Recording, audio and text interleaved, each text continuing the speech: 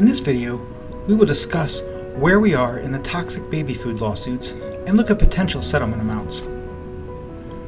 Baby food lawsuits are proceeding in both state and federal court. The state court cases are primarily in California. There's also an MDL for all federal court cases all over the country, which is also in California. What is an MDL? An MDL, or multi-district litigation, is a process used to handle a bunch of similar cases that are scattered across different federal courts. Think of it as a way to bring all these cases together under one judge to make things more efficient, especially during the pretrial phase. While it might sound a bit like a class action, where everyone's case is lumped into one big lawsuit, an MDL is different.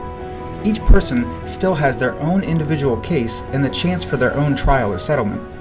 So it's like combining forces to handle the common issue but keeping each case unique. The state court baby food lawsuits are ahead of the federal court cases. We won't see a trial in the MDL until 2026, but there will be a toxic baby food trial in California State Court next year. What prompted this litigation was a congressional investigation report which revealed that many popular brands of baby food contained very high levels of toxic heavy metals such as arsenic, lead, and mercury.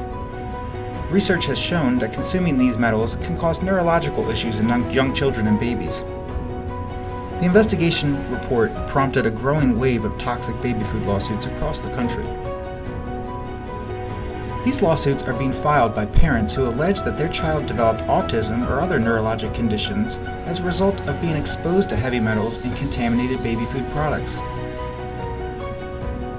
While it's just a guess at this point, most lawsuits, like these baby food claims, any settlement amount victims might receive is usually linked to the severity of the injuries suffered and the likelihood that the plaintiff wins at trial. The potential injuries in these lawsuits are very serious, with lifelong impacts on pain and suffering and the lost earning potential of the victims. Given the severity of these injuries, the damages in baby food lawsuits could potentially reach millions of dollars, which would drive settlement compensation payouts. That's why there's a growing number of attorneys, and a lot of very good lawyers, taking on these cases. If successful, the settlement value of autism baby food lawsuits could be significant, with average individual settlement amounts ranging between $500,000 and $1.5 million. But again, this is just an educated guess of what could be if things go extremely well.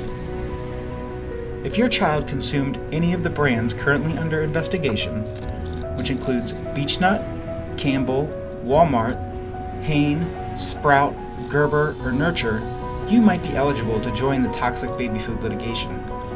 Typically, you should be able to show that you purchased one or more of these brands for at least 6 months and that your child was diagnosed with autism spectrum disorder before turning 14. If we can take on your case, we'll ask for your consent to access your child's medical records and have a complete questionnaire. We'll also gather more details about how you used the product to build the strongest case possible.